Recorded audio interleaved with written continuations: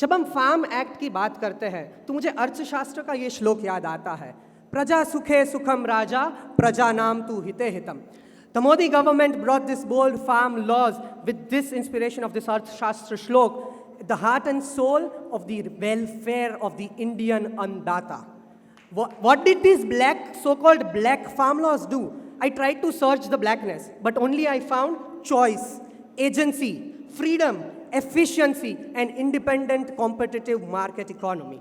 What does these farm laws really try to do? It broke the monopoly of the middleman. It empowered the farmers to sell anywhere at any price that they want. Secondly, by allowing contract farming, it ensured fixed return value to that farmer and promoted value addition. The third Farm Act, the ECA Amendment 2020, it broke away the barriers of government control, and it said that free storage and free movement of commodity. And अगर आपको लगता है कि ये सरकार ने रातों रात ये कायदे ला गए, then that is totally wrong. 20 साल, मेरे मुताबिक तो भारतवर्ष में कभी भी ऐसा कायदा नहीं लाया जिससे 20 साल प्री लेजिस्लेटिव कंसल्टेशंस किए गए. मैं रिपोर्ट्स पे रिपोर्ट्स गिना सकता हूँ, from the Ahluwalia committee report to the Jain committee report, Swaminathan committee report to the 12th finance commission report. All these reports have said since last 2 decades that the farm sector should be liberalized, that the Essential Commodity Act should be repealed. This government did the exact same thing, but it was feared that the farmers' freedom will be taken away. And there were mass protests, and eventually, in a statesman-like move, the government retracted the laws and they have been repealed. I beseech the government that they sit with the farmers.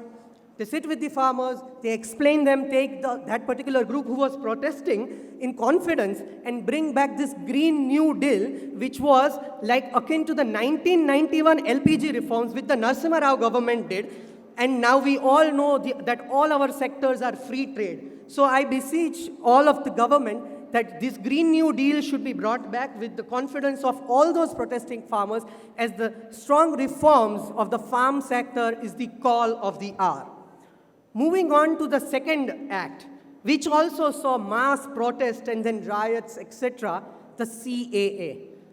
Ladies and gentlemen, same pattern, fear-mongering. Indian Muslim को बाहर निकाल देंगे, Indian Muslim की citizenship ले लेंगे. But I am a law student.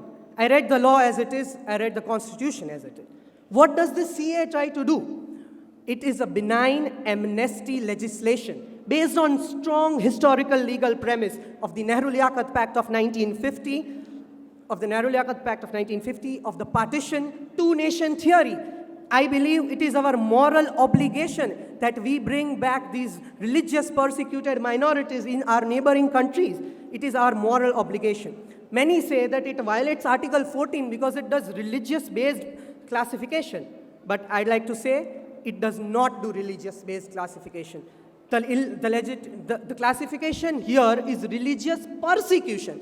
कि उन 3 देशों में ये 6 रिलीजन पे परसिक्यूशन हो रहा है, इसलिए हम इनको फास्ट ट्रैक कर रहे हैं. ना तो ये किसी को सिटीजनशिप एक्सप्लिसिटली देता है, ना किसी की सिटीजनशिप एक्सप्लिसिटली लेता है. जहाँ तक सवाल है कि आपने कंट्रीज ये 3 ही क्यों चूज किए, बाकी क्यों नहीं किए, I just like to say that it is policy decision and the sovereign wisdom of the parliament to choose that which countries it like to do.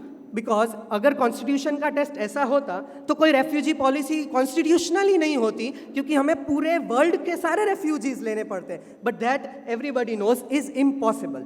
And previous governments have also granted such moves in terms of the Sri Lanka and Uganda.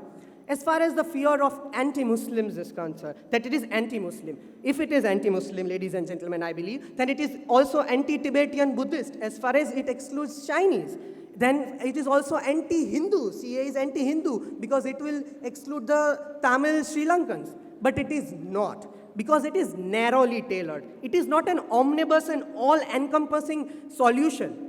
We believe in Vasudhaiva Kutumbakam, we do. But at the same time, we have to keep into consideration the practical realities, our resources.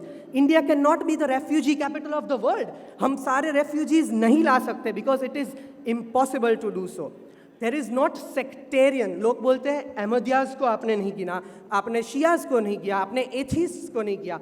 तो वहाँ पर जवाब यही है कि ये law sectarian persecution के लिए नहीं है, ये रिलीजियस परसिक्यूशन के लिए है। और अगर हम बात करें पहले की सरकारों की, तो 1964 से MHA के पेपर्स देख लीजिए आप। Long term visa policies only for Hindus and Sikhs. Then 1977, chains were added. Did anybody protest then in 1964? Nobody did. We look at the previous promises. Go and see the Congress party's papers and the Communist Party papers. Both of them were in favor of such a move. But now we see that it is called undemocratic and the destruction of the basic structure of the Indian Constitution. I don't think so. When the Supreme Court of India takes a legislation and tests its constitutional validity, it only sees its legality. It cannot go into the wisdom of the parliament, the wisdom of the government, or the desirability of the government, because it only has to see law as it is on paper. Concluding, I'd just like to say that this bell which was tolled today morning in the starting of this great convention, I'm remembered of Swami Vivekananda's 1893 speech in the Chicago Convention of Religion. Swamiji there said that the bell that tolled be the death knell of fanaticism and religious persecution across the world.